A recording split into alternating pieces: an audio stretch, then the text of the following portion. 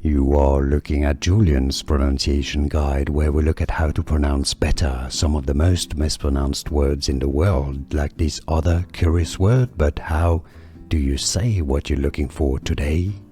Let's learn once and for all how to pronounce this word. This is a name of a musical instrument, and I believe there's also a city in California named after it.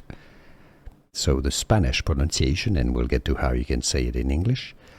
Cajon, cajon, because you have an accent normally on the O, it means the emphasis goes on that hon syllable. Alright, now if you cannot pronounce the H sound, the J sound from Spanish, you can replace it with an H sound in English, which is the closest sounding letter.